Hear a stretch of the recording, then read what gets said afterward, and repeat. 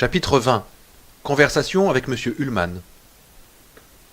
La bibliothèque municipale de Sidwinder était un petit immeuble modeste à quelques pas du centre-ville. La collection de vieux journaux se trouvait au sous-sol. Elle comprenait le Sidwinder Gazette, qui avait fait faillite en 63, le quotidien d'Estes Park et le Caméra de Boulder. Avec un soupir, Jack opta pour le Caméra. À partir de 1965, les journaux avaient été remplacés par des microfilms. C'est grâce à une subvention du gouvernement fédéral, lui avait dit la bibliothécaire avec une pointe de fierté. Nous comptons microfilmer les années 58 à 64 dès que nous recevrons la deuxième tranche de crédit, mais vous savez combien ils sont lents. Il commença par les journaux. Pour les microfilms, il n'y avait qu'une seule visionneuse dont la lentille était faussée. Au bout de 45 minutes, quand Wendy posa sa main sur son épaule, il avait un mal de crâne carabiné. « Danny est au parc, dit-elle, mais je ne veux pas qu'il reste dehors trop longtemps. Il te faut combien de temps encore ?»« 10 minutes, dit-il. En fait, il avait réussi à reconstituer entièrement toute la fascinante histoire de l'Overlook, depuis l'assassinat du gangster jusqu'à l'arrivée de Stuart Ullmann et compagnie. Mais avec Wendy, il restait toujours aussi réticent à ce sujet. « Mais qu'est-ce que tu fais, là ?» lui demanda-t-elle en lui ébouriffant les cheveux. À sa voix, il sentait bien qu'elle ne plaisantait qu'à moitié. « Je me documente sur le passé de l'Overlook, dit-il. »« Sans but particulier ?»« Non, sans but particulier. »« Mais d'ailleurs, qu'est-ce que ça peut te foutre ?»« Je suis curieux, c'est tout. »« Tu as trouvé des choses intéressantes ?» demanda-t-elle. « Non, pas grand-chose, dit-il, s'efforçant de rester aimable. Elle l'espionnait, elle l'avait toujours espionné. Depuis leur arrivée à Stovington, alors que Danny était encore au berceau, il avait été en résidence surveillée. « Où vas-tu, Jack ? Quand reviens-tu ? Combien d'argent as-tu pris ? Sors-tu en voiture ? Al sort avec toi ? Est-ce que l'un de vous restera assez sobre pour conduire ?» C'était sans cesse l'inquisition. Elle l'avait poussé à bout, ce qui revenait à dire qu'elle l'avait poussé à boire. Ce n'était peut-être pas entièrement sa faute, mais, mon Dieu, pourquoi ne pas dire la vérité pour une fois ? Oui, c'était aussi sa faute à elle. Elle l'avait asticoté, importuné et harcelé, au point qu'il avait eu envie de lui flanquer une tarte, rien que pour avoir la paix. Où, quand, comment, aujourd'hui, demain ? Un flot de questions intarissables, à vous donner mal au crâne, mal au cœur. Mal au crâne ou mal au cœur ? Mais non, c'était la faute de la visionneuse, cette foutue visionneuse avec sa lentille faussée. C'est pour ça qu'il avait un tel mal au crâne. « Jack, est-ce que ça va ? Tu es tout pâle. » Il secoua impatiemment la tête pour repousser la caresse de sa main. « Je vais très bien. » Elle se sentit défaillir sous son regard brûlant. Elle esquissa un sourire qui mourut sur ses lèvres. « Eh bien, si ça va, je vais aller t'attendre dans le parc avec Danny. » L'air perplexe et abattu, elle commençait à s'éloigner. Il la rappela. « Wendy !»« Qu'est-ce qu'il y a, Jack ?» Il se leva et alla vers elle. « Je suis désolé, princesse. En fait, ça ne va pas. La lentille de la visionneuse est faussée et j'ai atrocement mal à la tête. Tu n'as pas de l'aspirine ?»« Si, bien sûr. » Elle fouilla dans son sac et découvrit un tube. « Tiens, prends-en. » Il prit le tube. « Tu n'as pas d'excédrine ?» Il vit son visage se contracter imperceptiblement et comprit aussitôt. Au début du temps où il pouvait encore en plaisanter, il avait prétendu que l'excédrine était le seul médicament vendu sans ordonnance qui pouvait mettre fin illico à la gueule de bois. Et quand il avait la gueule de bois, il disait qu'il avait le mal de crâne excédrine. « Non, pas d'excédrine, dit-elle. Je suis désolé. »« Oh, ça ne fait rien, répondit-il. Celles-ci feront très bien l'affaire. » Mais elle ne ferait rien du tout, et Wendy aurait dû le savoir. Par moments, c'était une vraie connasse. « Tu veux de l'eau » demanda-t-elle d'un air empressé. « Non, je ne veux qu'une chose, que tu me foutes la paix. »« Je prendrai de l'eau au distributeur quand je monterai. Merci, répondit-il. « Ok. » D'un air absent, il glissa le tube dans sa poche, retourna à la visionneuse et l'éteignit. Quand il fut certain qu'elle était partie, il monta l'escalier à son tour. Dieu, quel mal de crâne! Et dire qu'il ne pouvait même pas s'offrir un verre ou deux pour se requinquer.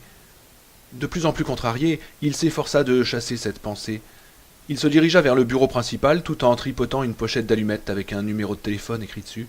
« Pardon, madame, est-ce que vous avez un téléphone public ?»« Non, monsieur, mais vous pouvez vous servir de celui-ci pour les communications locales. »« Non, c'est une communication à grande distance. »« Ah, alors je pense que vous aurez plus de chance au drugstore. Ils ont une cabine. »« Merci. » Les mains fourrées dans les poches, la tête prête à éclater, il sortit et descendit le trottoir en direction du centre-ville. Le ciel était de plomb.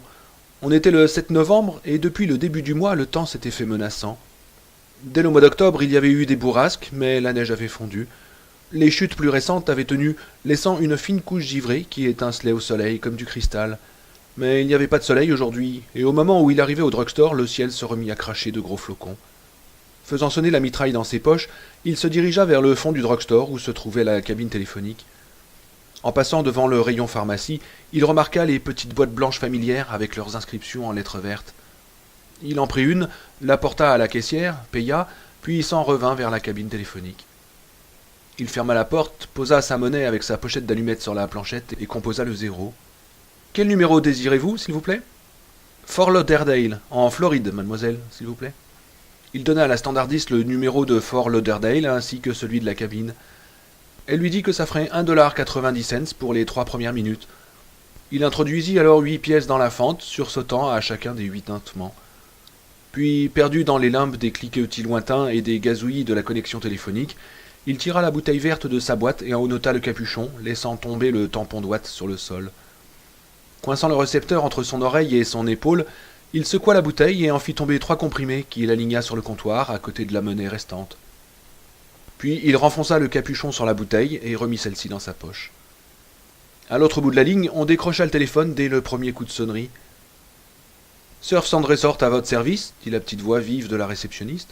« Bonjour, je voudrais parler au manager, s'il vous plaît. »« Voulez-vous dire Monsieur Trent ou... »« Non, Monsieur Ullman. »« Ah, je crois que Monsieur Ullman est occupé, mais si vous voulez que je vérifie... »« Oui, je veux bien. Dites-lui que c'est de la part de Jack Torrance dans le Colorado. »« Un instant, s'il vous plaît. » Elle le brancha sur la tente musicale. Jack se sentit envahi de nouveau par son animosité pour ce petit con prétentieux. Il prit un des comprimés d'excédrine sur la planchette, le contempla un instant, le mit dans sa bouche et commença à le croquer lentement, avec délice. Il avait le goût du souvenir, un mélange juteux de plaisir et de tristesse, un goût sec et amer, mais irrésistible. Il avala avec une grimace. Du temps où il buvait, il avait pris l'habitude de croquer de l'aspirine, mais il avait arrêté depuis. Quand le mal de tête était particulièrement violent, après qu'il ait bu, ou comme aujourd'hui, il lui semblait que le fait de croquer les comprimés activait leur effet. Il avait lu quelque part qu'on pouvait se droguer à l'aspirine. Il essayait de se rappeler d'où il tenait ce renseignement quand Ullman prit la communication. « Torrance, qu'est-ce qui ne va pas ?»« Non, non, tout va bien, dit-il. La chaudière marche et je n'ai pas assassiné ma femme, du moins pas encore. Je garde ça en réserve pour les mortelles soirées d'hiver, après les fêtes. »« Très drôle. Mais pourquoi me téléphonez-vous? Je suis un homme très... Oui, très occupé, je sais. Je vous téléphone à propos de certains détails que vous n'avez pas jugé dignes de faire figurer dans l'historique que vous m'avez fait du passé prestigieux de l'Overlook. Par exemple, Coraz Derwent l'avait vendu à une bande d'escrocs de Las Vegas qui l'ont ensuite repassé à tant d'organisations fictives que même le fisc ne s'y retrouvait plus. Que par la suite c'est devenu un refuge pour les gros bonnets de la mafia, et que si en 1966 on l'a fermé, c'est parce qu'un gangster s'y est fait assassiner avec ses gardes du corps dans la suite présidentielle. Très distinguée cette suite présidentielle. Wilson, Harding, Roosevelt, Nixon et Vito le tueur. C'est ça, n'est-ce pas? Il eut un instant de silence pendant qu'Ullman se reprenait, puis il dit calmement « Je ne vois pas quel rapport il peut y avoir entre votre travail et toutes ces histoires, monsieur Torrance. »« Mais le plus beau, n'est-ce pas, reprit Jack, c'est ce qui se passe après l'assassinat de Ginelli. Encore 2 rapides tours de passe-passe, on brouille bien les cartes, et à la nouvelle donne on découvre que par une extraordinaire coïncidence, la nouvelle propriétaire, une certaine Sylvia Hunter, n'est autre que l'ex-Mrs. Derwent. »« Vos 3 minutes sont terminées, interrompit la standardiste. Appelez-moi quand vous aurez fini. »« Monsieur Torrance, mon cher, toute la lumière a déjà été faite sur cette affaire. C'est de l'histoire ancienne. »« Oh non, pas pour moi en tout cas, reprit Jack. Et je doute qu'il y ait beaucoup de gens qui soient au courant, je veux dire réellement au courant.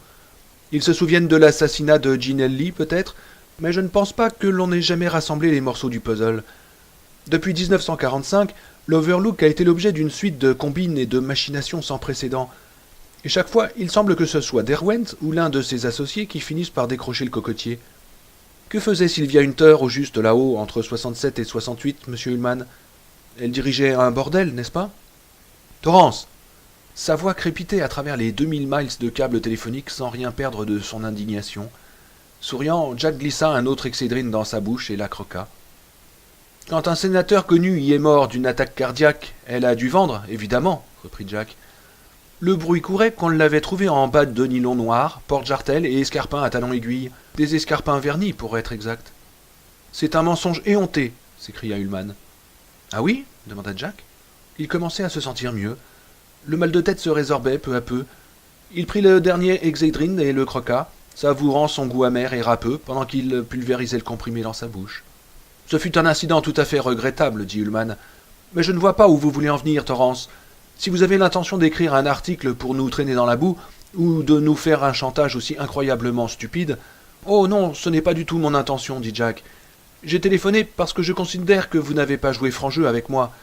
Et parce que... »« Je n'ai pas joué franc jeu ?» s'écria Ullmann. « Mais, grand Dieu, vous vous imaginez vraiment que j'allais laver le linge sale de l'hôtel devant le gardien? Mais dites donc, pour qui vous vous prenez? Et d'ailleurs, qu'est-ce que ça peut vous faire, ces vieilles histoires? Croyez-vous que des fantômes enveloppés de draps et criant « Malheur !» hantent les couloirs de l'aile ouest? Non, je ne crois pas aux fantômes, répondit Jack. Mais vous avez bien fourré votre nez dans mon passé à moi, avant de m'attribuer ce poste. Vous m'avez mis sur la sellette, vous m'avez soumis à un véritable interrogatoire, afin de vous assurer que j'étais capable de m'occuper de votre hôtel. Vous m'avez traité comme un petit garçon qu'on traîne devant la maîtresse parce qu'il a pissé dans le vestiaire. Vous m'avez humilié. Je suis suffoqué par votre insolence, monsieur Torrance. Vous avez un culot monstre. À l'entendre, on aurait dit qu'Ullmann s'étranglait.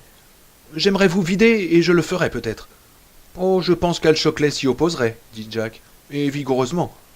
Et moi je pense que vous surestimez votre pouvoir sur monsieur Shockley, répondit Ullmann. Le mal de tête revint, lancinant, et, envahi par la douleur, Jack ferma les yeux. Comme si sa voix lui parvenait de loin, il s'entendit demander « Qui est le propriétaire actuel de l'Overlook? Est-ce encore Derwent Enterprise? Ou est-ce que vous êtes trop menu fretin pour le savoir? Je pense que ça suffit comme ça, monsieur Torrance. Vous n'êtes qu'un employé de l'hôtel, au même titre qu'un chasseur ou qu'un plongeur, et je n'ai nullement l'intention... Oh, c'est bon, je vais écrire à Hal, dit Jack. Il le saura, lui. Après tout, il siège au conseil d'administration. Il se pourrait que j'ajoute un petit post-scriptum pour dire que... Derwent n'est plus propriétaire, dit Ullmann. Comment? Je ne vous entends pas. J'ai dit que Derwent n'est plus propriétaire, répéta Ullmann. Les actionnaires de l'hôtel sont tous des gens de l'Est, et l'actionnaire principal, celui qui détient la plus grosse part, à savoir plus de 35% des actions, c'est votre ami, monsieur Shockley. Quant à savoir si Shockley est lié à Derwent, vous êtes mieux placé que moi pour le lui demander. Et qui sont les autres actionnaires? Demanda Jack. Oh, je n'ai nullement l'intention de divulguer leur nom, monsieur Torrance, et je vais soumettre toute cette affaire à... En fait, j'ai l'intention d'écrire un livre sur l'Overlook, dit Jack. Ah ah, je pense qu'il serait extrêmement imprudent d'écrire un livre sur l'Overlook, dit Ullmann. Surtout de l'écrire dans votre optique à vous. Je me doutais bien que ce projet ne vous emballerait pas. Son mal de tête avait disparu. Il avait maintenant l'esprit clair, les idées nettes, comme autrefois quand son travail marchait très bien ou qu'il en était à son 3e verre. Il avait oublié que l'excédrin le mettait dans cet état-là. Il ignorait quel effet ce médicament produisait chez d'autres, mais chez lui c'était radical. Il suffisait d'en croquer 3 pour être tout à fait parti. Il poursuivit. Ce que vous aimeriez, vous, c'est une sorte de guide, écrit sur mesure, que vous pourriez distribuer gratis aux clients dès leur arrivée. Une brochure pleine de belles photos glacées des montagnes au lever et au coucher du soleil, un texte à l'eau de rose. Un chapitre serait consacré aux personnalités qui y ont séjourné, sans mentionner bien entendu les plus pittoresques, du genre de Gianelli et de ses complices. Si j'étais certain de pouvoir vous renvoyer sans que ça se retourne contre moi, dit Ullmann d'une voix étranglée, je n'hésiterais pas à vous mettre à la porte sur le champ, au téléphone. Mais par acquis de conscience, je vais d'abord consulter monsieur Shockley, et de que vous aurez raccroché, ce qui ne saurait tarder si vous voulez bien me faire ce plaisir. Mais il n'y aura rien dans le livre qui ne soit vrai, vous savez, dit Jack. Je n'aurai pas besoin de broder. Mais pourquoi le provoques-tu? Tu cherches à te faire renvoyer? Je me fous pas mal que votre chapitre 5 raconte les coucheries du pape et de la Sainte Vierge, explosa Ullmann.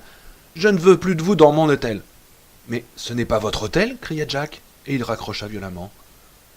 Respirant avec difficulté, Jack resta cloué sur son tabouret, incapable de se lever. Il était un peu effrayé, non, très effrayé, de ce qu'il avait fait, et se demandait pourquoi diable il avait téléphoné à Ullmann. « Tu as encore perdu la tête, Jack ?»« Oui, c'est vrai, ce n'était pas la peine de le nier, et le plus emmerdant, c'était qu'il ne savait pas du tout si Hal n'allait pas se laisser influencer par ce petit con prétentieux, ni s'il le soutiendrait toujours en souvenir du bon vieux temps. Si Ullmann tenait parole et posait à Hal un ultimatum du genre « c'est lui ou moi », est-ce que Hal ne serait pas obligé de céder? Il ferma les yeux, essayant d'imaginer comment il présenterait la nouvelle à Wendy. « Devine, princesse, j'ai encore perdu mon job. Cette fois-ci, il m'a fallu envoyer un bon coup de poing à travers 2000 miles de ligne téléphonique, mais j'y suis arrivé. Il ouvrit les yeux et s'essuya la bouche avec son mouchoir. Il avait envie de boire un coup, bon Dieu, il avait besoin de boire un coup. Il y avait un bar à quelques 100 mètres de là. Il avait sûrement le temps d'avaler une bière avant de rejoindre le parc, rien qu'une seule, pour se remettre d'aplomb. Ses mains se crispèrent dans un geste d'impuissance. La question revenait toujours. Pourquoi avait-il téléphoné à Ullmann?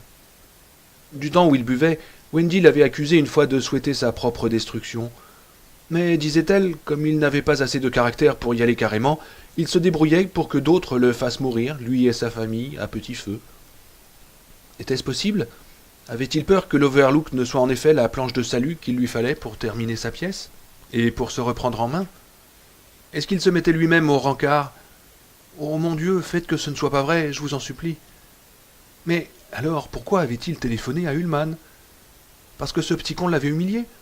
Il avait déjà eu affaire plus d'une fois à d'autres experts en humiliation, et en particulier au plus grand de tous, lui-même.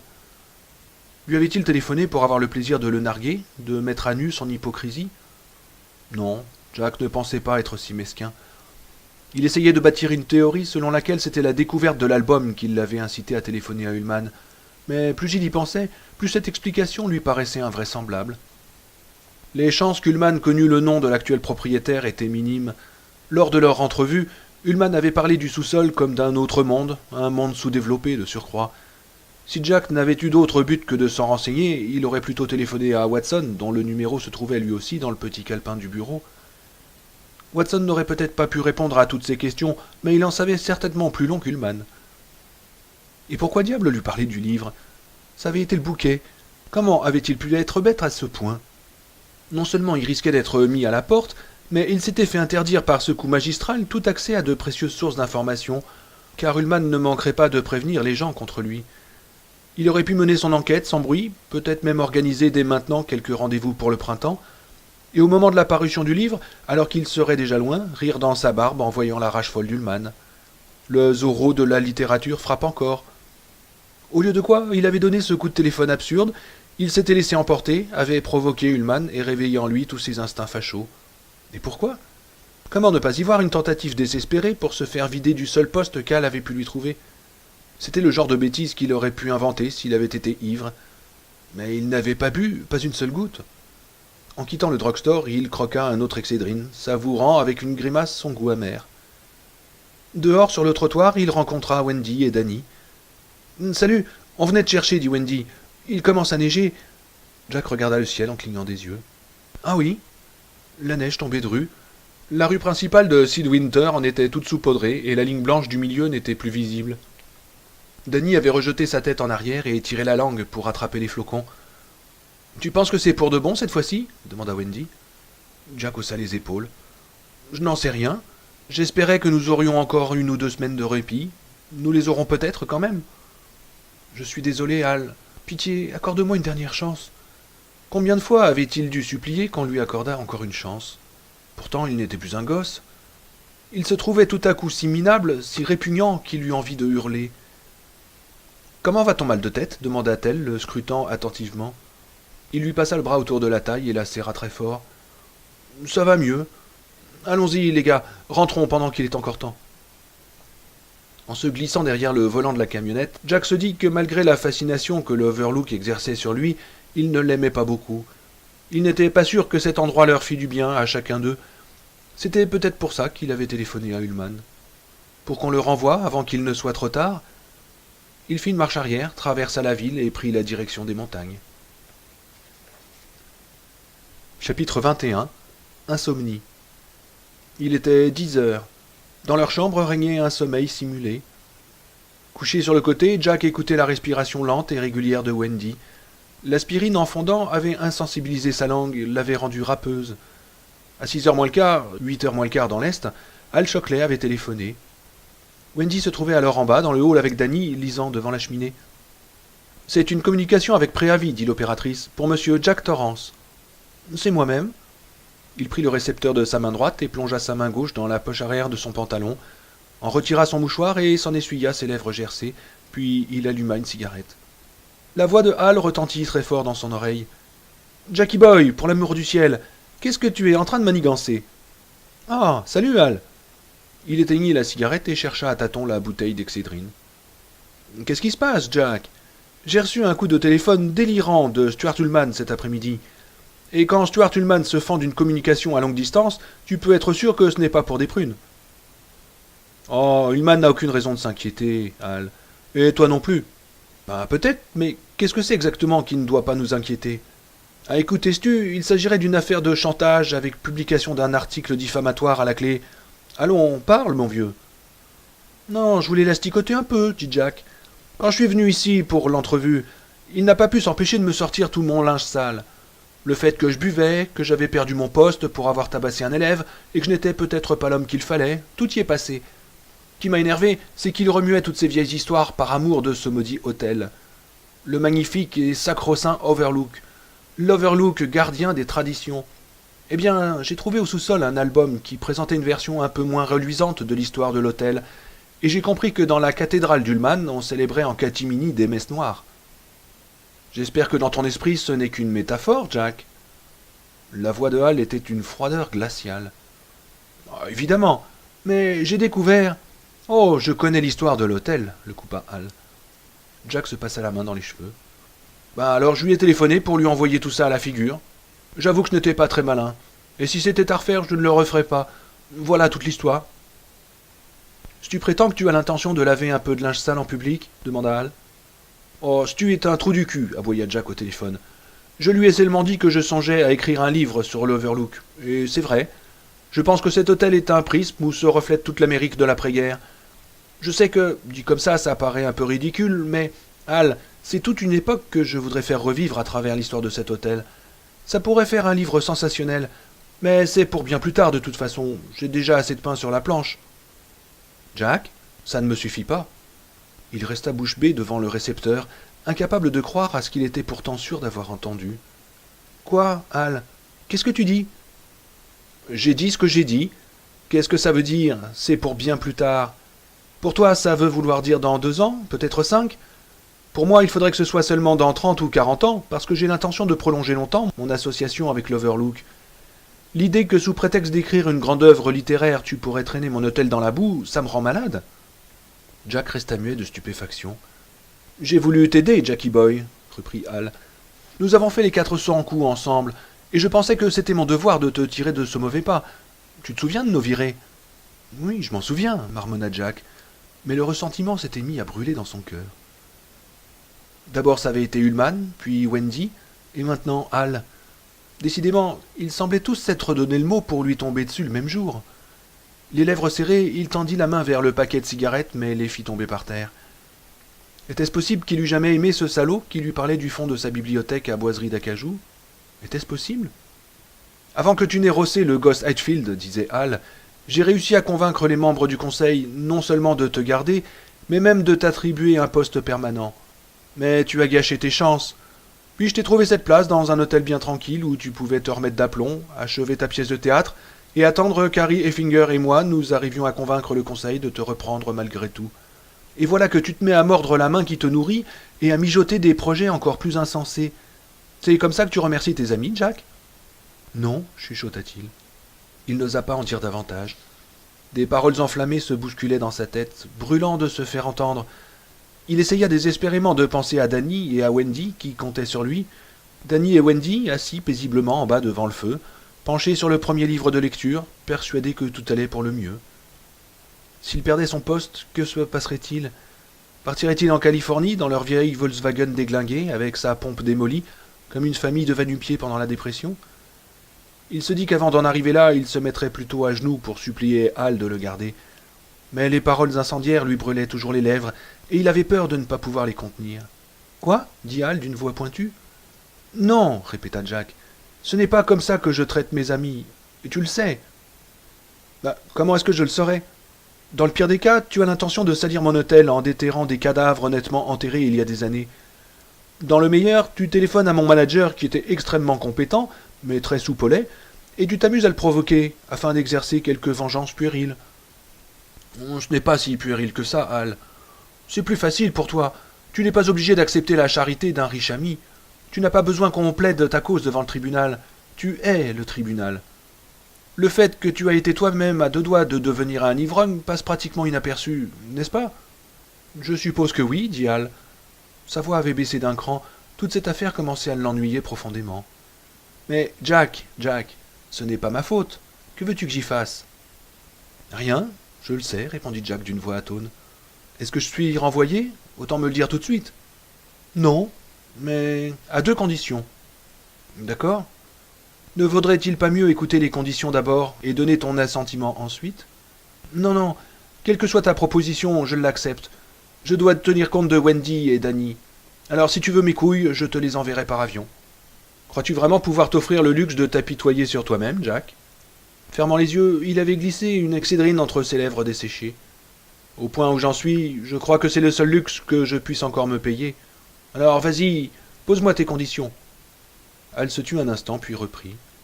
D'abord, plus de coups de fil à Ullman, même si l'hôtel brûle. S'il arrive un pépin, téléphone à ce type qui parle comme un charretier. Tu sais, l'homme à tout faire. Watson? Oui. D'accord, entendu. Ensuite, je veux ta parole d'honneur qu'il n'y aura pas de livre sur le passé louche d'un hôtel célèbre perché dans les montagnes du Colorado. Suffoqué, Jack resta un instant sans pouvoir parler. Le sang bourdonnait à ses oreilles. Hal se prenait vraiment pour un prince Médicis du XXe siècle, parlant à un de ses protégés. Si tu peins nos verrues, on te jettera au chien. Ce n'est pas pour voir des horreurs qu'on t'a engagé. Naturellement, nous resterons amis. Nous sommes entre gens de bonne compagnie, n'est-ce pas? Nous avons partagé le pain, le sel et la bouteille. Nous nous abstiendrons de faire allusion au collier de chien que je t'ai passé au cou, et je prendrai bien soin de toi. Tout ce que je te demande en échange, c'est ton âme. Peu de choses, tu en conviendras.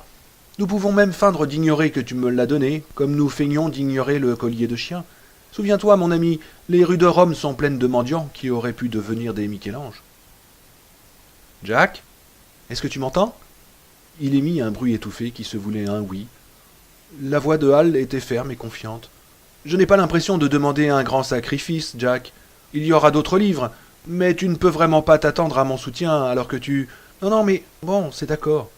Ne crois pas que je souhaite contrôler ta vie artistique, Jack. Tu me connais mieux que ça. C'est seulement que... Hal? Quoi? Est-ce que Derwent est encore mêlé aux affaires de l'Overlook, de près ou de loin? Jack, je ne vois absolument pas en quoi ça te concerne.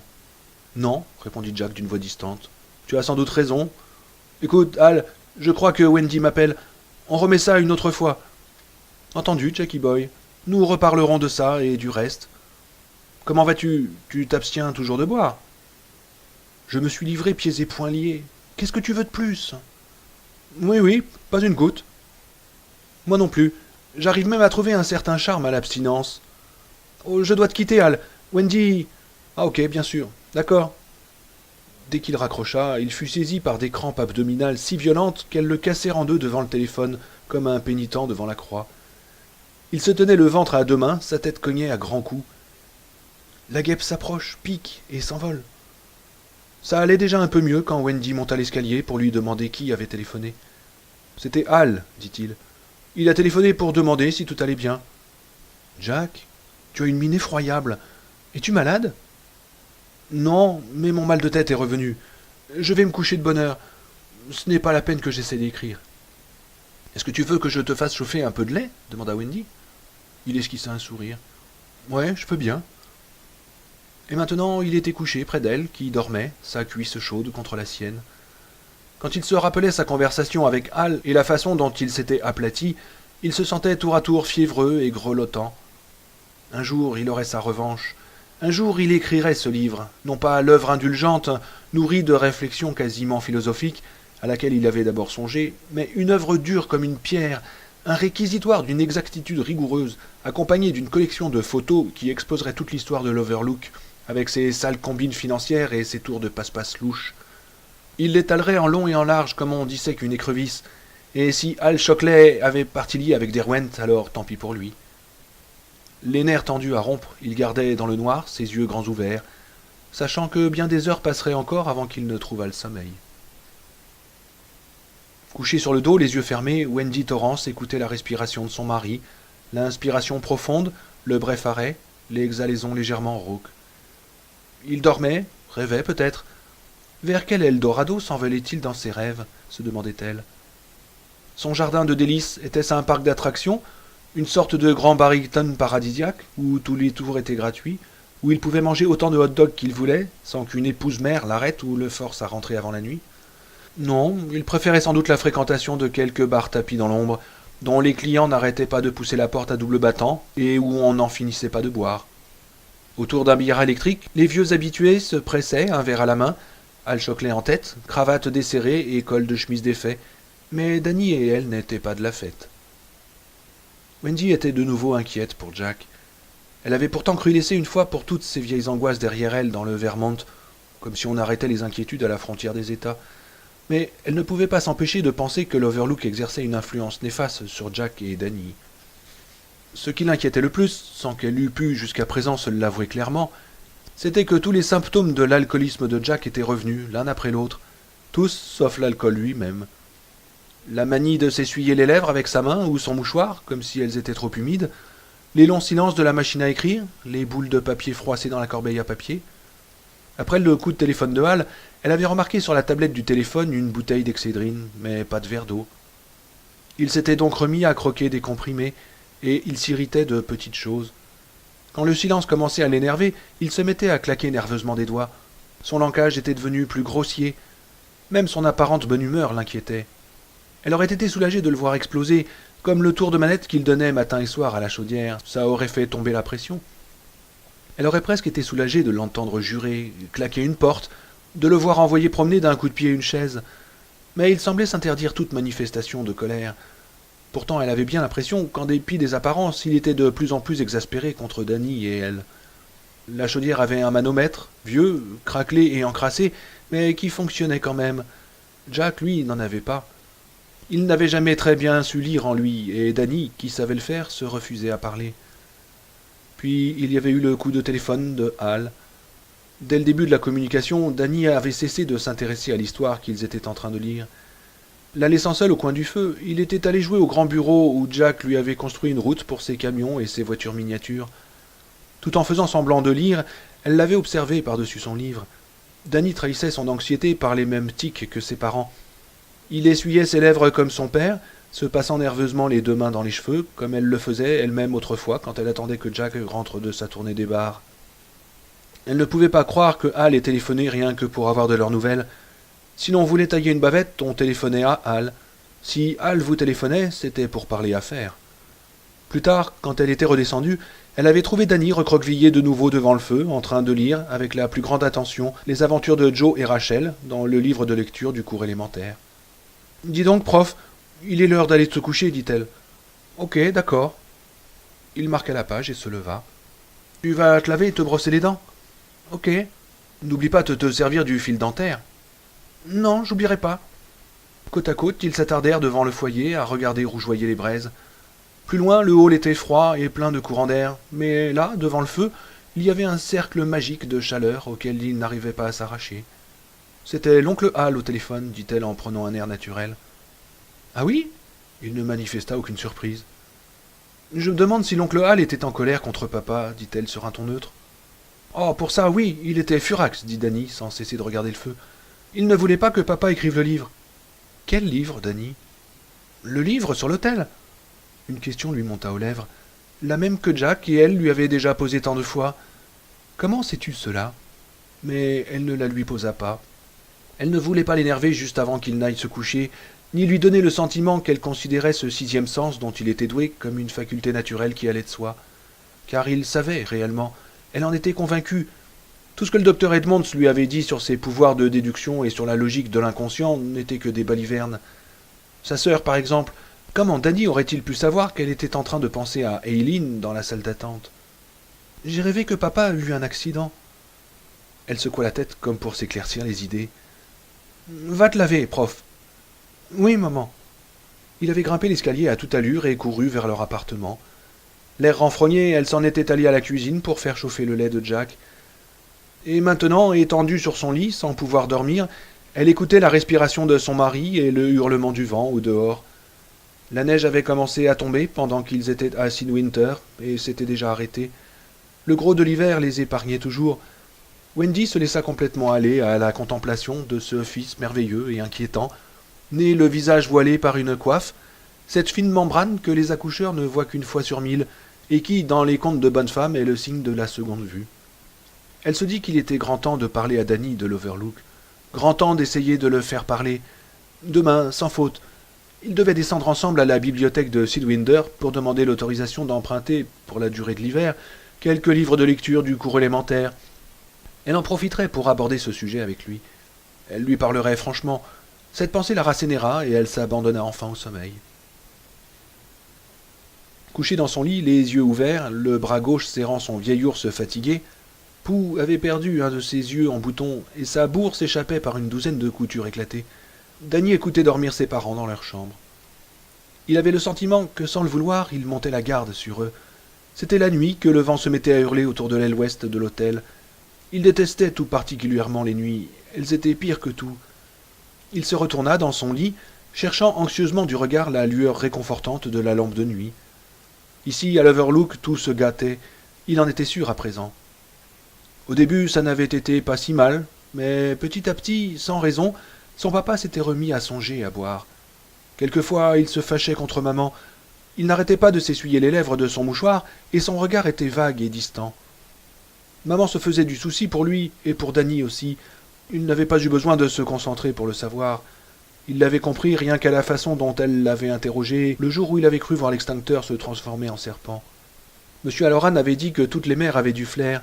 La sienne, en tout cas, avait bien senti qu'il s'était passé quelque chose ce jour-là, sans savoir quoi. Il avait failli lui parler de l'extincteur, mais au dernier moment, il avait décidé qu'il valait mieux garder le silence. Il savait que le docteur de Sidwinder pensait que Tony et les visions qu'il montrait à Danny étaient tout à fait, enfin presque, normales. Pourtant, s'il parlait à sa mère de l'extincteur, elle pourrait ne pas le croire, ou pire encore, y voir la preuve qu'il perdait la boule.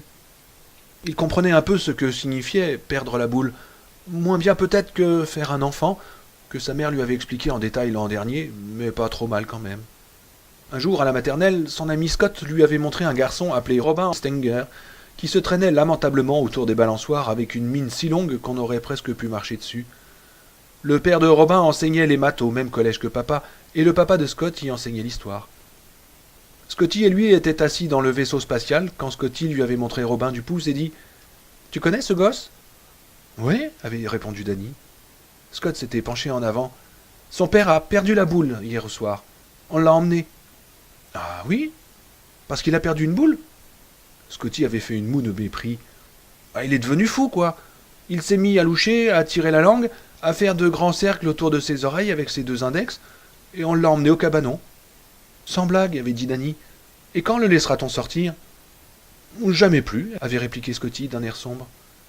Dans le courant de la journée de celle qui suivit, Danny avait entendu dire que, premièrement, M. Stenger avait essayé de tuer tous les membres de sa famille, y compris Robin, avec un pistolet qu'il avait gardé en souvenir de la Deuxième Guerre mondiale. Deuxièmement, M. Stenger, complètement bourré, avait tout démoli dans la maison. Et troisièmement, M. Stenger, furieux de voir les Red Sox perdre leur match de baseball, avait essayé d'étrangler sa femme avec un bas. Enfin, trop bouleversé pour ne pas en parler, Danny avait demandé à son papa ce qui était arrivé à M. Stenger. Papa l'avait pris sur les genoux et lui avait expliqué que M. Stenger avait vécu sous pression, qu'il avait eu beaucoup de soucis dans sa famille, d'autres dans son travail et d'autres encore que seuls les médecins pouvaient comprendre. Il avait eu des crises de larmes et 3 jours auparavant, en pleine nuit, il s'était mis à pleurer sans pouvoir s'arrêter. Alors, de rage, il avait cassé pas mal de choses dans leur maison. Ça ne s'appelait pas perdre la boule, avait dit papa, mais avoir une crise de nerfs. Et M. Stenger n'était pas au cabanon, mais dans un asile. En dépit des explications consciencieuses de papa, Danny avait eu peur. Il ne faisait aucune différence entre perdre la boule et avoir une crise de nerfs, et qu'on l'ait envoyé au cabanon ou dans un asile, il y aurait toujours des barreaux devant la fenêtre, et il ne pourrait pas sortir quand il le voudrait. En fait, son père avait plutôt confirmé les dires de Scotty, surtout en ce qui concernait une petite phrase anodine qui avait rempli son cœur de terreur. Quand vous perdez la boule, les hommes en blouse blanche viennent vous chercher dans une fourgonnette sans fenêtre, une fourgonnette grise comme une pierre tombale. Elle se range au bord du trottoir devant votre maison. Les hommes en blouse blanche en sortent et vous emmènent loin de votre famille et vous font vivre dans une chambre aux murs capitonnés. Quand vous voulez écrire chez vous, vous devez le faire avec des crayons de couleur en cire. « Quand est-ce qu'on le laissera revenir ?» demanda Danny à son père. « Dès qu'il ira mieux, prof. »« Et quand est-ce qu'il ira mieux ?» avait insisté Danny. « Mais Dan, avait dit Jack, personne ne le sait. » C'était ça le pire. Ça revenait à dire plus jamais. Un mois plus tard, sa mère avait retiré Robin de la maternelle et ils avaient tous deux quitté Stovington, sans M. Stenger. C'était il y a plus d'1 an, après que papa eut arrêté de faire le vilain, mais avant qu'il n'eût perdu son poste. Danny y pensait encore souvent. Parfois, quand, à la suite d'une chute, d'un coup à la tête ou d'un accès de crampe intestinale, il se mettait à pleurer, le souvenir de M. Stenger revenait le hanter. S'il n'arrivait pas à arrêter ses larmes, son père irait au téléphone, composerait un certain numéro et dirait « Allô, ici Jack Torrance, 149 Malpline Way. Mon fils ne peut plus s'arrêter de pleurer. Voulez-vous avoir l'amabilité de nous envoyer les hommes en blouse blanche pour l'emmener à l'asile ? Oui, c'est ça, il a perdu la boule. Merci. » Et la fourgonnette grise viendrait se ranger devant sa porte. Il le ferait monter, pleurant toujours à chaudes larmes, et il l'emmènerait. Quand reverrait-il son papa et sa maman ? Personne ne le savait. C'était cette crainte qui l'avait retenu de parler à sa mère de l'extincteur. Il avait maintenant 1 an de plus, et il était quasi certain que son papa et sa maman ne permettraient pas qu'il soit emmené à l'asile, simplement parce qu'il avait cru voir un tuyau se transformer en serpent. Mais dès qu'il songeait à le leur dire, il avait beau se raisonner, ce vieux souvenir surgissait du passé, le paralysant et l'obligeant à garder le silence. Tony, c'était différent. Ses parents semblaient accepter Tony comme un phénomène plus ou moins naturel. Danny avait un compagnon invisible parce qu'il était très intelligent, ce qui, pour ses parents, allait de soi, tout comme il allait de soi qu'ils étaient très intelligents, eux aussi. Mais s'imaginer qu'un tuyau se transforme en serpent, voir une tache de sang et des débris de cervelle là où les autres ne voient rien, risquait de leur paraître anormal. Ils avaient déjà consulté un médecin à son propos. N'est-il pas raisonnable de craindre que l'étape suivante ne soit les hommes en blouse blanche ? Il se serait malgré tout confié à eux s'il n'avait pas eu la certitude que ces révélations le décideraient tôt ou tard à l'emmener loin de l'hôtel. Et bien qu'il eût terriblement envie de quitter l'Overlook, il savait que l'hôtel était la dernière chance pour son papa. Il savait que son père n'était pas venu ici uniquement pour être gardien, mais aussi pour terminer sa pièce de théâtre, pour se remettre du choc d'avoir perdu son poste et pour aimer maman Wendy. Au début, tout avait paru se passer comme prévu. Ce n'était que tout dernièrement que papa avait commencé à perdre pied, depuis qu'il avait trouvé ses papiers. Ce lieu maudit enfante des monstres. Oui, depuis quelque temps, les choses se gâtaient carrément à l'Overlook. La neige allait venir, et quand elle serait là, il n'aurait plus le moyen de choisir. Une fois la neige tombée, que se passerait-il ? Quand il serait enfermé, prisonnier, à la merci d'une puissance maléfique qui jouait déjà au chat et à la souris avec eux. « Sors de là ! Viens recevoir ta raclée !» Et ensuite, quoi ? Trop mal ? Tout frissonnant, il se retourna dans son lit. Il savait mieux lire maintenant. Demain, peut-être essaierait-il d'appeler Tony pour l'obliger à lui montrer exactement ce que c'était que trop mal, et lui expliquer le moyen de s'en défendre. Il fallait savoir, même au risque de refaire des cauchemars. Sentinelle solitaire, Danny resta éveillé encore longtemps, bien après que le sommeil fin de ses parents fût devenu réel. Il se tournait et se retournait dans son lit, se battant avec les draps, aux prises avec un problème qu'il était trop petit pour résoudre. À minuit passé, il finit, lui aussi, par s'endormir. Il n'y eut plus alors à veiller que le vent déchaîné qui s'acharnait contre l'hôtel et hurlait autour des toits sous le regard éclatant et implacable des étoiles. Chapitre 22. Dans la camionnette. Sur les très vieux postes de radio installés sous le tableau de bord de la camionnette, il captait, malgré la statique, la chanson de l'inimitable John Fogerty, interprétée par son groupe, le Creedence Clearwater Revival. Wendy et Danny descendaient la route qui mène à Cinderwinder. Il faisait une belle journée ensoleillée. Danny tournait et retournait dans ses mains la carte orange de la bibliothèque, et bien qu'il parût être de bonne humeur, Wendy lui trouva les traits tirés et l'air fatigué, comme s'il n'avait pas assez dormi et vivait sur les nerfs. La chanson terminée, le présentateur reprit l'antenne. « Ouais, c'est bien Creedence. Et à propos de mauvaise lune, il paraît qu'il va bientôt s'enlever une sur notre région, aussi incroyable que cela puisse paraître après les belles journées printanières que nous venons d'avoir. Les grands sorciers de la météo prévoient qu'avant 1 heure de l'après-midi, l'anticyclone aura fait place à une dépression généralisée qui s'installera chez nous, dans les régions montagneuses où l'air est raréfié.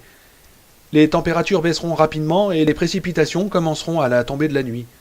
Les régions situées à moins de 2500 mètres d'altitude, y compris Denver et les environs, peuvent s'attendre à un mélange de neige et de neige fondue, avec du verglas sur certaines routes, mais chez nous, les copains, il n'y aura que de la neige. On en prévoit de 5 à 10 cm sur les hauteurs, à moins de 2500 mètres d'altitude, et de 20 à 30 cm sur le plateau central du Colorado et sur le versant ouest. La commission de la sécurité routière vous rappelle que si vous avez l'intention de vous balader en montagne cet après-midi, les chaînes sont obligatoires. Et sauf en cas de nécessité, abstenez-vous de sortir. Souvenez-vous des donneurs, ajouta-t-il d'un air facétieux. C'est comme ça qu'ils se sont perdus. S'ils étaient restés bien sagement au bistrot du coin, il ne leur serait rien arrivé. Il y eut un spot publicitaire pour Clairol et Wendy tendit la main pour fermer le poste. Ça ne t'ennuie demanda-t-elle à Danny. Non, ça ne fait rien. Il jeta un coup d'œil au ciel qui était d'un bleu intense. Heureusement que papa a décidé de tailler les buis aujourd'hui. Oui, c'est une chance, dit Wendy. Ça n'a vraiment pas l'air d'un temps de neige, ajouta Danny, qui ne perdait pas tout espoir. Tu regrettes qu'on soit parti demanda Wendy. Elle pensait toujours à la remarque du présentateur au sujet des donneurs. Non, pas vraiment. Eh bien, pensa-t-elle, c'est le moment. Si tu veux parler, fais-le tout de suite, après ce sera trop tard. Danny, commença-t-elle en s'efforçant de paraître aussi naturelle que possible, est-ce que tu serais plus heureux si nous nous en allions, si nous ne passions pas l'hiver ici? Baissant les yeux, Danny regarda ses mains. Je crois que oui, dit-il enfin. Mais papa a son travail ici. Parfois, dit-elle prudemment, j'ai l'impression que papa aussi serait plus heureux loin de l'Overlook. Ils dépassèrent un panneau qui indiquait Sindwinder, 25 km. Elle négocia avec précaution un virage en épingle à cheveux, passa la seconde. Elle ne prenait pas de risque à la descente, ses raidillons la terrifiaient. Tu le crois vraiment demanda Danny. Pendant un moment, il la scruta attentivement, puis il secoua la tête. Non, je ne le crois pas. Et pourquoi demanda-t-elle. Parce qu'il se fait du souci pour nous, dit Danny, choisissant ses mots avec discernement. C'était d'autant plus difficile à expliquer qu'il ne comprenait pas très bien lui-même ce que ressentait son père. Les adultes étaient tellement compliqués. À chaque décision, il s'embrouillait dans les doutes, les réflexions sur les conséquences, les considérations relatives à l'amour-propre, aux sentiments d'affection et de responsabilité. Chaque décision comportait des inconvénients, dont Danny ne saisissait pas toujours les implications. C'était vraiment très dur à comprendre. Il pense, recommença Danny, glissant un regard furtif à sa mère. Voyant qu'elle n'avait pas détourné ses yeux de la route pour le regarder, il se sentit la force de continuer. Il pense que nous risquons de souffrir de la solitude. Mais en même temps, il se plaît ici et trouve que nous y sommes bien. Il nous aime et il ne veut pas que nous nous sentions seuls ou tristes. Mais il pense que même si nous le sommes, ça ne sera qu'un mauvais moment à passer. Tu connais les mauvais moments à passer? Elle hocha la tête. Oui, mon chéri, je les connais. Il a peur que si nous partions, il ne puisse pas trouver du travail ailleurs, que nous soyons obligés de mendier ou quelque chose du genre. Et c'est tout? Non, mais le reste est trop embrouillé, parce qu'il a changé. Ouais, dit-elle avec un début de soupir. La pente devint moins raide et elle passa la troisième avec précaution. Je n'invente rien, maman, je te le jure. Je le sais, dit-elle en souriant. C'est Tony qui t'a dit tout ça? Non, répondit-il. Je le sais tout seul. Le docteur n'a pas cru à Tony, n'est-ce pas? Ne t'occupe pas du docteur, dit-elle. Moi, je crois en Tony. Je ne sais pas qui il est, ni ce qu'il est, s'il fait partie de toi, ou s'il vient du dehors, mais je crois en lui. Danny, si toi ou lui, vous considérez qu'il faut partir, nous partirons. Nous partirions tous les deux et nous rejoindrons papa au printemps. Un espoir illumina son regard. Où irons-nous? Dans un motel? Mon chéri, nous ne pourrions pas nous payer une chambre de motel. Il faudrait aller chez ma mère. La lueur d'espoir qui avait éclairé son visage s'éteignit. Je sais, dit-il, puis il s'arrêta. Tu sais quoi? Rien, marmonna-t-il. La pente s'accentua de nouveau et elle rétrograda en seconde. Non, prof, je t'en prie, ne me cache rien. Il y a des semaines que nous aurions dû avoir cette conversation. S'il te plaît, dis-moi ce que tu as sur le cœur. Je ne me fâcherai pas. Je ne pourrai pas me fâcher parce que c'est trop important. Parle-moi franchement. Je sais comment tu te sens chez ta mère, dit Danny en soupirant. Comment est-ce que je me sens? Mal, dit Danny. Tu te sens mal, tu es triste et tu lui en veux, dit-il d'une voix chantante qui n'était pas la sienne et qui effraya Wendy. C'est comme si elle n'était pas vraiment ta mère, comme si elle voulait te manger. Il la regarda affolé. Moi non plus, je ne me plais pas chez elle. Elle s'imagine toujours qu'elle serait une meilleure maman que toi, et elle passe son temps à essayer de m'enlever à toi. Maman, je ne veux pas aller chez elle. Je préfère rester à l'Overlook. Wendy était bouleversée. Ses rapports avec sa mère s'étaient-ils donc envenimés à ce point? Dieu, mais quel enfer ça avait dû être pour l'enfant, s'il avait vraiment pu lire dans leurs esprits et voir ce qu'elles pensaient l'une de l'autre. Elle se sentait nue comme un ver, comme si on l'avait surprise en train de commettre un acte obscène. D'accord, dit-elle. J'ai compris, Danny. Tu es fâché contre moi, dit-il d'une voix étranglée, proche des larmes. En voyant le panneau qui indiquait Sidewinder 20 km, Wendy se détendit un peu. À partir de là, la route devenait meilleure. Je voudrais te poser une question encore, Danny, et que tu y répondes aussi franchement que possible. Tu veux bien le faire? Oui, maman, dit-il d'une petite voix à peine audible. Est-ce que ton papa s'est remis à boire? Non, répondit-il, étouffant les deux mots qui brûlaient de nuancer la négation catégorique. Pas encore. Wendy se détendit. Elle posa sa main sur la cuisse de Danny et la serra à travers la toile de jean. Ton papa a fait un effort de volonté surhumain, dit-elle doucement, parce qu'il nous aime. Et nous l'aimons aussi, n'est-ce pas? Il inclina gravement la tête en signe d'assentiment. Se parlant presque à elle-même, elle poursuivit. Ce n'est pas un homme parfait, mais il essaye, Danny, il essaye. Quand il s'est arrêté de boire, sa vie est devenue un enfer, et elle l'est toujours. Je crois que s'il n'avait pas pensé à nous, il aurait abandonné la lutte. Je souhaite bien faire, mais je ne sais pas s'il vaut mieux partir ou rester. C'est comme si on était pris entre deux feux. Je sais, dit Danny. Veux-tu faire quelque chose pour moi, prof? Quoi? Essaye de faire venir Tony, là, maintenant. Demande-lui si nous sommes en sécurité à l'Overlook. J'ai déjà essayé, dit Danny lentement. Ce matin. Et qu'est-ce qui s'est passé? Demanda Wendy. Qu'est-ce qu'il t'a dit? Il n'est pas venu, dit Danny. Tony n'est pas venu. Et soudain il éclata en sanglots. Danny, dit-elle, effrayée, ne pleure pas, mon chéri, je t'en prie. La camionnette s'était déportée, et voyant avec horreur qu'elle avait traversé la ligne continue, elle la redressa d'un coup de volant. Ne m'emmène pas chez grand-maman, supplia Danny à travers ses larmes. Je t'en prie, maman, je ne veux pas y aller, je veux rester avec papa. Bien sûr, dit-elle doucement, c'est ce que nous ferons. Elle tira un Kleenex de la poche de sa chemise de cow-boy et le lui tendit. Nous resterons ici, et tout ira très bien, mon lapin, très très bien. Chapitre 23. Au terrain de jeu. Remontant sa fermeture éclair jusqu'au menton, Jack sortit sur la véranda où la lumière éblouissante le fit cligner des yeux. Il tenait dans sa main gauche une tondeuse à haies qui marchait sur pile.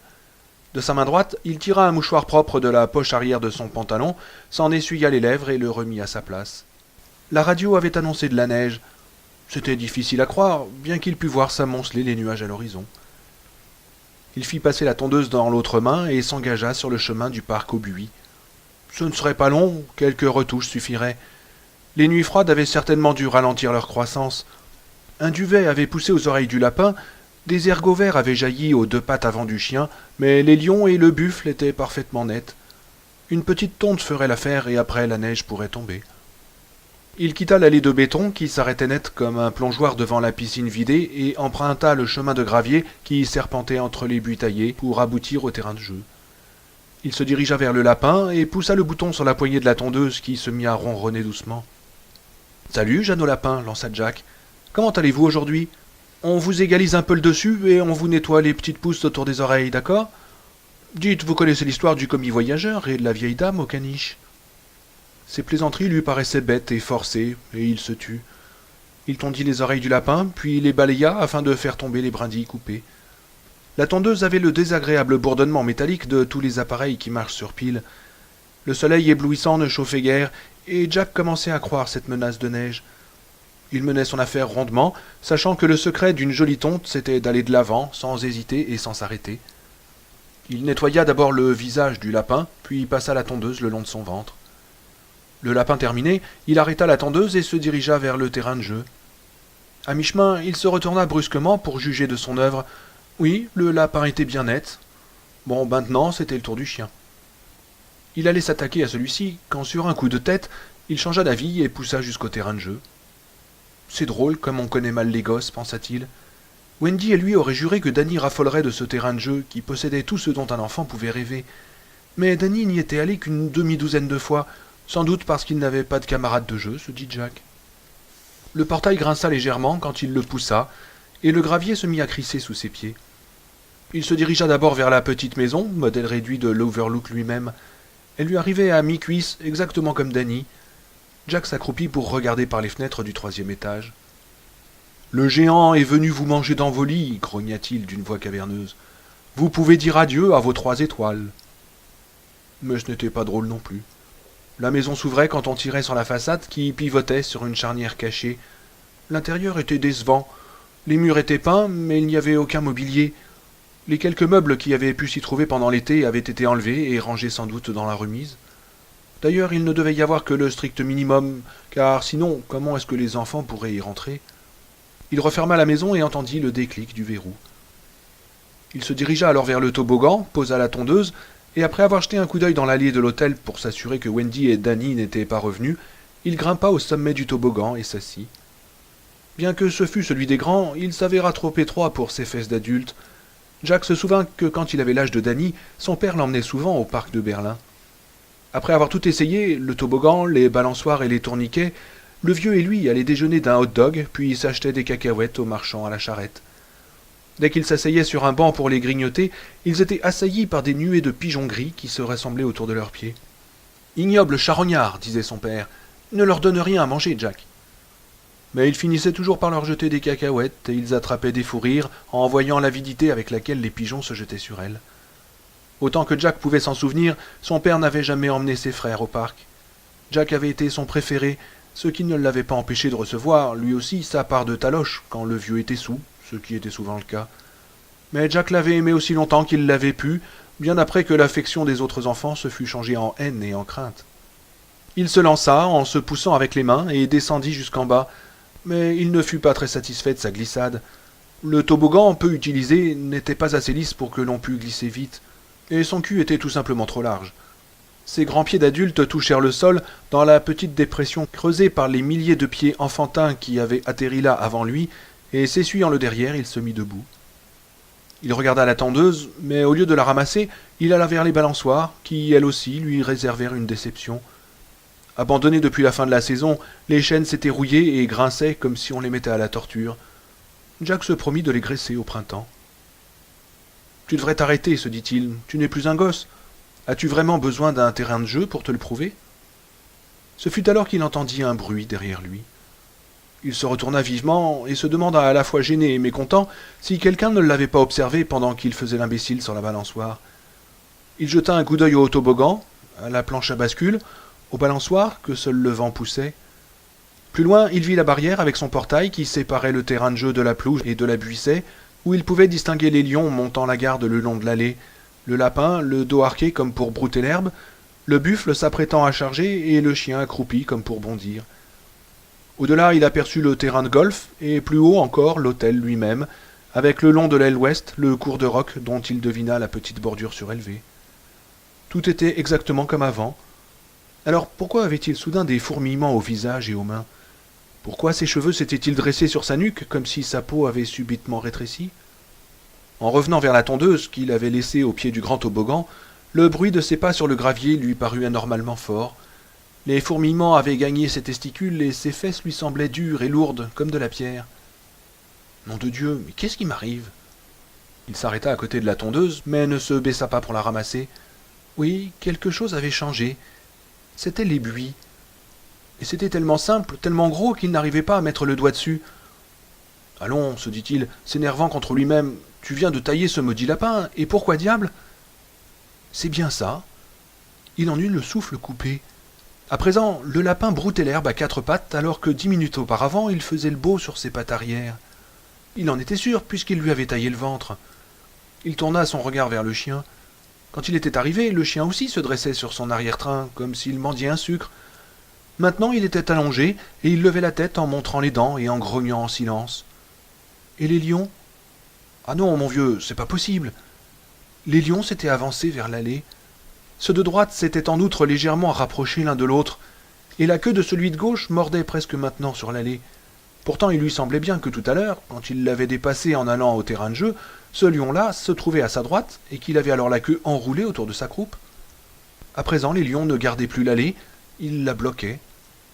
Jack se mit brusquement une main devant les yeux, puis la retira, espérant que les animaux se seraient remis à leur place, mais il n'en était rien. Il laissa échapper un gémissement sourd. Du temps où il buvait, il avait toujours redouté qu'il ne lui arrive une expérience de ce genre. Chez les ivrognes, on appelait ça une crise de délirium très mince. Quand ce brave vieux Ray Milland en avait eu dans The Lost Weekend, il avait vu de la vermine sortir des murs. Mais comment appeler ça quand on n'avait pas touché à une seule goutte d'alcool? La question s'était voulue académique, mais son cerveau lui fournit immédiatement la réponse. Ça s'appelle de la folie. Regardant de plus près les animaux en buis taillé, il observa d'autres changements, survenus pendant qu'il s'était couvert les yeux de la main. Le chien, qui s'était encore rapproché, n'était plus couché, mais semblait courir, les hanches flétries, une patte antérieure rejetée vers l'arrière, l'autre lancée en avant. Il avait entrouvert sa gueule de buis, et de petites branches piquantes hérissaient ses babines de dents pointues et méchantes. Dans l'épaisseur du feuillage, Jack crut même remarquer 2 trous qui le fixaient comme des yeux. « Pourquoi faut-il les tailler » se demanda-t-il, proche de l'hystérie. « Ils sont parfaits » Il y eut un bruit sourd, et malgré lui il fit un pas en arrière. Il venait de s'apercevoir que l'un des 2 lions sur sa droite baissait la tête maintenant, et s'était encore rapproché de la barrière, qu'il touchait presque de sa patte avant droite. Grand Dieu, comment tout cela allait-il se terminer? Le lion va bondir sur toi et t'avaler d'un coup, comme dans les contes de fées. Le lion de gauche s'était avancé lui aussi, et son museau touchait les planches de la barrière. Croyant discerner un sourire narquois sur la gueule de la bête, Jack recula un peu plus. Le sang lui battait furieusement aux tempes, et sa respiration sèche lui raclait la gorge. Le buffle aussi s'était mis en mouvement, contournant le lapin par derrière. Il avait lui aussi la tête baissée, et semblait viser Jack de ses cornes de feuillage. La difficulté était qu'il ne pouvait pas les surveiller tous à la fois. Il se cacha les yeux derrière les mains, se frotta le front et les tempes douloureuses, s'agrippa les cheveux et s'efforça de garder les yeux fermés aussi longtemps qu'il put, mais la peur finit par l'emporter, et avec un cri, il arracha ses mains de son visage. Près du terrain de golf, le chien se dressait sur ses pattes arrière comme s'il mendiait un sucre. Le buffle contemplait le cours de roc d'un air indifférent, dans la même position que lorsque Jack était arrivé avec sa tondeuse. Le lapin, debout sur ses pattes arrière, le ventre fraîchement tondu à l'air, dressait ses oreilles au moindre bruit. Les lions, immobiles, étaient solidement plantés de part et d'autre de l'allée. Il resta longtemps sans pouvoir bouger. Quand enfin sa respiration haletante se fut calmée, il prit le paquet de cigarettes qu'il avait dans la poche, mais dans son énervement en laissa tomber 4 sur l'allée de gravier. Sans quitter des yeux les buis, de peur qu'il ne se remisse à bouger, il se baissa pour les ramasser. Enfourra 3 pêle-mêle dans le paquet et alluma la 4e. Après avoir tiré 2 profondes bouffées, il la jeta et l'écrasa du pied. Après quoi il alla ramasser la tondeuse. « Je dois être fatigué, dit-il, trouvant tout naturel de se parler à lui-même. Il n'avait pas du tout l'impression, ce faisant, de se conduire comme un fou. Je suis miné par les soucis, les guêpes, la pièce, le coup de téléphone de Hal, mais ça va mieux maintenant. » Il repartit en direction de l'hôtel. Il aurait été plus prudent, certes, de faire un détour pour éviter les buis, mais prenant son courage à 2 mains, il remonta directement par l'allée qu'il flanquait. Une légère brise les agitait, rien d'autre. Il avait tout inventé. Il avait eu très peur, mais c'était fini à présent. Il fit une halte dans la cuisine de l'hôtel pour prendre 2 excédrines, puis il descendit au sous-sol où il s'occupa à trier les vieux papiers jusqu'à ce qu'il entendît le bruit lointain de la camionnette qui brinque-ballait dans l'allée. Tout à fait remis de ses émotions, il alla à leur rencontre. Il n'éprouvait pas le besoin de leur raconter son hallucination. Il avait eu une crise de peur un peu paranoïaque, mais tout était rentré dans l'ordre. Chapitre 24. La neige. Le jour tombait. Ils étaient sortis tous les 3 sur le porche. Jack, au milieu, avait passé son bras gauche autour des épaules de Danny et son bras droit autour de la taille de Wendy. Dans la lumière pâlissante, ils regardaient tomber la neige qui leur enlevait la liberté de partir. À 2h30, le ciel s'était complètement bouché et 1 heure plus tard, il s'était mis à neiger. Cette fois-ci, on n'avait pas besoin de la météo pour savoir que ce n'était plus une de ces petites bourrasques dont il ne resterait aucune trace dans 1 heure ou 2. Les flocons tombèrent d'abord à la verticale, recouvrant le paysage d'une couche uniforme. Mais au bout d'1 heure, le vent du nord-ouest s'était levé et la neige avait commencé à s'amonceler contre le porche et les talus bordant l'allée de l'hôtel. Au-delà de la pelouse, la route avait disparu sous un épais linceul blanc et les silhouettes des buis avaient commencé à s'empâter. Dès son retour, Wendy avait complimenté Jack sur le beau travail qu'il avait fait à la buissaie. « Tu trouves » avait-il demandé sans plus. Les animaux de buis étaient maintenant sous des monceaux de neige. Leurs préoccupations n'étaient pas les mêmes, mais curieusement, ils éprouvaient le même soulagement. Ils avaient dépassé le point de non-retour. « Le printemps viendra-t-il un jour » murmura Wendy. Jack la serra plus fort. « Oui, plutôt que tu ne le crois. Et si nous rentrions prendre notre souper? Il fait froid ici. » Elle sourit. Tout l'après-midi, Jack lui avait paru distant et bien étrange, mais maintenant il semblait être redevenu lui-même. « C'est une excellente idée. Qu'en dis-tu, Danny ? Ah oui, d'accord. Alors ils rentrèrent à l'intérieur, et le vent, redoublant de violence, prit cette tonalité grave qu'il allait garder toute la nuit. C'était un bruit qu'ils allaient apprendre à bien connaître. Les flocons de neige tourbillonnaient et virevoltaient sur le porche, et l'Overlook, avec ses fenêtres sombres dentelées de neige, tenait tête à la tempête, comme il l'avait toujours fait depuis 3/4 de siècle.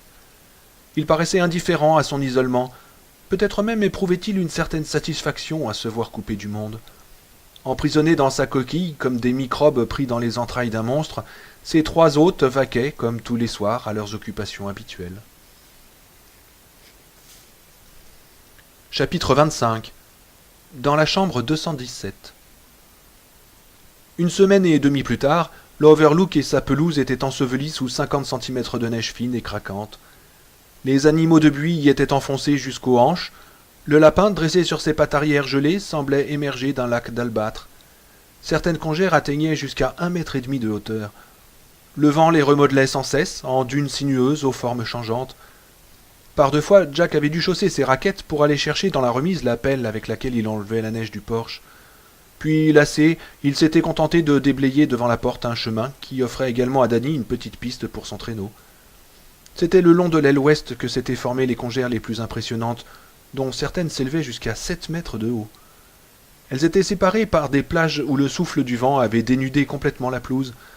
Les fenêtres du premier étage étaient bloquées, et dans la salle à manger, à la place de l'admirable vue qui avait tant frappé Jack le jour de la fermeture, il n'y avait plus qu'un écran de cinéma vide. Depuis 8 jours, les lignes téléphoniques étaient coupées, et le seul moyen de communication avec le monde extérieur était le poste émetteur dans le bureau d'Ullman. Il neigeait tous les jours à présent. Quelquefois, ce n'était que des brèves bourrasques qui saupoudraient de neige la croûte brillante, mais d'autres fois, c'étaient de véritables blizzards qui hurlaient comme des furies et faisaient trembler et geindre le vieil hôtel dans son cocon de neige. La nuit, la température restait au-dessous de -15, et bien que le thermomètre à côté de la porte de la cuisine grimpât quelquefois jusqu'à -5 en début d'après-midi, le vent, coupant comme une lame, rendait indispensable le port du passe-montagne. Il sortait quand même dès qu'il faisait beau, emmitouflé dans 2 épaisseurs de vêtements. Pour se protéger les mains, ils enfilaient des mitaines par-dessus leurs gants. Sortir était devenu une sorte d'idée fixe. L'hôtel était entouré du double sillon du traîneau flexible flyer de Danny. Les variations sur le thème de la course en traîneau semblaient infinies. Danny montait sur le traîneau, tiré par ses parents. Papa, pouffant de rire, tiré tant bien que mal par Wendy et Danny. C'était tout juste possible sur la croûte verglacée, et tout à fait impossible quand celle-ci était saupoudrée de neige fraîche. Danny et maman sur le traîneau, Wendy seule sur le traîneau, tirée par papa, et Danny qui, soufflant des bouffées de vapeur blanche, feignant de peiner comme des bêtes de somme. Ils riaient beaucoup pendant ces courses en traîneau autour de la maison, mais le sauvage ululement du vent écrasait leurs rires et les faisait paraître forcés. Ils avaient aperçu des empreintes dans la neige, et un jour un troupeau de 5 caribous s'était arrêté au-dessous du parapet de l'hôtel. Ils les avaient observés à tour de rôle avec les jumelles Icon de Jack, et Wendy avait ressenti une impression d'irréalité à les regarder, comprenant soudain que désormais, jusqu'à la fonte des neiges au printemps, cette route appartiendrait davantage aux caribous qu'à eux. Tout ce qui avait été bâti par l'homme ne comptait plus guère à présent, et les caribous eux-mêmes, plantés dans la neige jusqu'aux genoux, semblaient en être conscients. Abandonnant les jumelles et prétextant le déjeuner à préparer, elle s'était réfugiée à la cuisine pour pleurer et tenter de se soulager de cette crise refoulée qui opprimait son cœur. Elle pensait aux caribous, aux guêpes que Jack avait mises dehors sur la plateforme derrière la cuisine pour les faire mourir de froid sous leur bol en pyrex. Dans la remise, accrochée à des clous, ils avaient découvert toute une collection de raquettes de neige, et Jack avait réussi à trouver pour chacun une paire à sa taille, quoique celle de Danny fût un peu grande. Jack s'en tirait fort honorablement. Bien qu'il n'eût pas chaussé des raquettes depuis son enfance à Berlin, dans le New Hampshire, il réapprit rapidement à s'en servir. Wendy n'était pas très enthousiaste. Après un quart d'heure de marche sur ses grosses raquettes encombrantes, ses jambes et ses chevilles lui faisaient atrocement mal. Mais Danny se piqua au jeu et fit de son mieux pour rattraper le coup. Il tombait encore souvent, mais Jack était satisfait de ses progrès. Il disait que d'ici au mois de février, Danny serait si fort qu'il leur ferait la pige. Aujourd'hui, il faisait gris, et dès avant midi, le ciel avait commencé à cracher de la neige. La radio, qui prédisait 20 à 30 cm de neige de plus, n'arrêtait pas d'encenser la déesse précipitation, bénédiction des skieurs du Colorado. Assise dans sa chambre, Wendy tricotait une écharpe, tout en se disant rageusement qu'elle savait exactement où les skieurs pouvaient se foutre toute cette neige. Jack était au sous-sol. Il était descendu vérifier la chaudière. Ces visites de contrôle étaient devenues rituelles depuis que la neige les avait emmurées. Et après s'être assuré que tout allait bien, il s'était dirigé vers le passage voûté. Il avait vissé une ampoule pour s'éclairer, et assis sur un vieux siège de camping qu'il avait trouvé là, il feuilletait les vieilles archives tout en s'essuyant constamment la bouche de son mouchoir. Il avait trouvé glissé entre les factures pro-forma, les récépissés d'expédition et les reçus, des choses bizarres, inquiétantes. Un lambeau de drap taché de sang, un ours en peluche désarticulé qui semblait avoir été déchiqueté, une feuille de papier à lettres de femme toute froissée et qui, sous l'odeur musquée du temps, gardait encore un relent de parfum. Le bleu de l'encre était passé et la lettre était restée inachevée. « Tommy, mon chéri, je n'arrive pas à réfléchir ici comme je l'avais espéré. Chaque fois que j'essaye de penser, à toi bien sûr, car à qui d'autre penser, je suis sans cesse dérangé, et je fais des rêves étranges où j'entends frapper des coups dans la nuit. C'est drôle, n'est-ce pas ?» C'était tout. La lettre portait la date du 27 juin 1934. Elle le fascinait, sans qu'il sût dire pourquoi. Il avait l'impression que toutes les pièces de ce puzzle devaient s'emboîter les unes dans les autres, mais il fallait trouver celle qui manquait pour que tout se mît en place. Alors il persévéra, poursuivant ses recherches, tout en s'essuyant les lèvres, en sursentant à chaque fois que la chaudière derrière lui se rallumait en rugissant. Danny était de nouveau devant la porte de la chambre 217, avec le passe-partout dans sa poche. Il fixait sur la porte un regard absent, hypnotisé.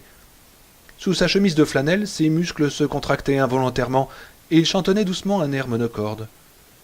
Il n'avait nullement souhaité revenir ici après l'histoire de l'extincteur. Il était effrayé de se retrouver devant cette porte, et plus encore d'avoir désobéi à son père en prenant le passe-partout. Mais il avait fallu qu'il revienne. Il avait cédé une première fois à la curiosité sans la satisfaire. Il avait mordu à l'hameçon, et maintenant il était pris. Sa curiosité inassouvie le hantait à longueur de journée comme un chant de sirène. D'ailleurs, M. Halloran le lui avait bien dit. « Je crois que tu n'as rien à craindre ici. » Tu as promis. Mais les promesses sont faites pour être rompues. M. Halloran avait certainement raison. C'était parce qu'il n'y avait rien à craindre qu'il les avait laissés emprisonnés par la neige sans rien dire. Tu n'auras qu'à fermer les yeux, et la vision disparaîtra. Ce qu'il avait vu dans la suite présidentielle avait disparu. Et il s'était rendu compte que le serpent n'était qu'un tuyau d'extincteur tombé sur la moquette. Il n'y avait rien, absolument rien à craindre dans cet hôtel, et si pour se le prouver il avait besoin de pénétrer dans cette chambre, ne fallait-il pas le faire? En venant, il s'était arrêté devant l'extincteur, et le cœur battant follement, il avait remis la lance en cuivre sur son support. Il l'avait tapoté du doigt en murmurant « Vas-y, mords-moi! Vas-y, mords, espèce d'imbécile! Tu n'y arrives pas, hein? Tu n'es rien d'autre qu'un misérable tuyau d'extincteur. Tout ce que tu sais faire, c'est t'étaler par terre. Allez, vas-y, vas-y donc !» Sa bravade lui avait paru d'une audace insensée. Danny tira le passe-partout de sa poche et le glissa dans la serrure. Il palpa la clé, la caressa de ses doigts. Il avait la bouche sèche et ne se sentait pas très bien. Il tourna la clé et le pen sortit facilement de la gâche. Ce n'est pourtant pas le croquette, les maillets sont trop courts. Ce jeu s'appelle... Danny poussa la porte qui s'entrebâilla sans le moindre grincement. Une grande pièce, à la fois chambre et living, s'ouvrait devant lui. Il y faisait sombre, non pas à cause des congères, qui n'arrivaient pas encore au niveau du 2e étage, mais parce que 2 semaines auparavant, son père avait fermé tous les volets de l'aile ouest. Dans l'entrée, il tâtonna, puis trouva l'interrupteur qui alluma 2 ampoules dans un plafonnier en cristal taillé. Danny entra et, regardant autour de lui, vit une moelleuse moquette d'un vieux rose reposant, un grand lit avec un couvre-lit et un secrétaire. S'avançant encore de quelques pas, il put s'assurer qu'il n'y avait rien dans cette chambre, absolument rien d'anormal. Ce n'était qu'une pièce vide et froide. Papa chauffait l'aile est aujourd'hui. Une commode et une table de nuit sur laquelle on avait posé une Bible Gidéon complétaient l'ameublement. Au fond, la porte entrebâillée du placard laissait voir une rangée de cintres d'autel, indécrochables pour qu'on ne puisse pas les voler. À gauche, la glace en pied de la porte de la salle de bain lui renvoyait le reflet de son visage blême. Il regarda son sosie et le salua gravement de la tête. Oui, c'était là que ça se trouvait. S'il y avait quelque chose à trouver, c'était bien là, dans la salle de bain. Son sosie s'avançait toujours, comme s'il voulait sortir du miroir, puis tendit la main et la pressa contre celle de Danny. Quand la porte de la salle de bain s'ouvrit, le sosie s'éloigna de biais, et Danny put glisser un regard à l'intérieur. C'était une salle de bain tout en longueur, qui, avec son luxe démodé, faisait penser à un wagon-salon de train Pullman. Le sol était recouvert d'un carrelage de petites dalles hexagonales. Au fond trônait un WC à couvercle levé. À droite, il y avait un lavabo surmonté d'une armoire de toilette à glace, et à gauche, une grande baignoire blanche à pieds griffus, dont le rideau de douche était tiré. Comme un somnambule, Danny se dirigea vers la baignoire. Il avait l'impression de se trouver dans un rêve, un des rêves de Tony. S'il écartait le rideau de douche, il découvrirait peut-être quelque chose d'agréable, quelque chose que papa avait oublié ou que maman avait perdu, quelque chose qui leur ferait plaisir. Il fit glisser le rideau de douche. La femme qui gisait dans la baignoire était morte depuis longtemps. Elle était toute gonflée et violacée, et son ventre ballonné par les gaz et ourlé de glace émergeait de l'eau gelée comme une île de chair livide. Elle fixait sur Danny des yeux vitreux, exorbités comme des billes. Un sourire grimaçant étirait ses lèvres pourpres. Ses seins pendillaient, les poils de son pubis flottaient à la surface, et ses mains congelées se recroquevillaient comme des pinces de crabe sur les bords de la baignoire en porcelaine. Danny hurla sans qu'aucun son ne sortît de sa gorge. Le cri refoulé plongea au fond de son être comme une pierre qui tombe au fond d'un puits. Il recula de nouveau, faisant teinter le carrelage sous ses pas, et subitement il sentit que dans son affolement il s'était inondé d'urine. Alors la femme se mit sur son séant. Toujours grimaçante, elle rivait sur Danny ses énormes yeux exorbités. Ses paumes mortes crissaient sur la porcelaine, ses seins se balançaient comme de vieux punching balls craquelés. Quand elle se leva, on entendit un bruit à peine perceptible de bris d'échardes de glace, mais elle ne respirait pas. Ce n'était qu'un cadavre, mort depuis des années. Les yeux écarquillés, les cheveux dressés sur la tête comme des piquants de hérisson, Danny fit volte-face et s'enfuit à toutes jambes vers la porte extérieure, qu'il trouva refermée. Sans penser qu'elle n'était peut-être pas verrouillée et qu'il suffisait de tourner la poignée pour sortir, il se mit à cogner dessus et à pousser des hurlements déchirants qu'aucune oreille humaine ne put entendre. La morte au ventre ballonné, aux cheveux desséchés, qui gisait magiquement embaumée depuis des années dans cette baignoire, s'était levée et les bras tendus s'était lancé à sa poursuite. Il l'entendait s'approcher, mais dans son affolement il ne trouvait d'autre défense que de cogner encore plus désespérément sur cette porte qui se refusait à s'ouvrir. Tout à coup, une voix calme et rassurante se fit entendre, la voix de Dick Halloran. Et Danny, qui avait retrouvé la sienne, se mit à pleurer doucement, non pas de peur, mais de soulagement. « Je ne crois pas que tes visions puissent te faire de mal, pas plus que les images dans un livre. Si tu fermes les yeux, elles disparaîtront. » Il ferma les yeux, serra les poings et se concentra si fort que ses épaules se contractèrent. « Il n'y a rien, rien du tout, rien du tout !» Quelques minutes passèrent. Il commençait tout juste à se détendre, à réaliser que la porte était forcément ouverte et qu'il pouvait s'enfuir, quand deux mains puantes, tuméfiées, suintantes de l'humidité des années, se refermèrent doucement autour de son cou et le forcèrent à se retourner et à regarder dans les yeux le visage violacé de la mort.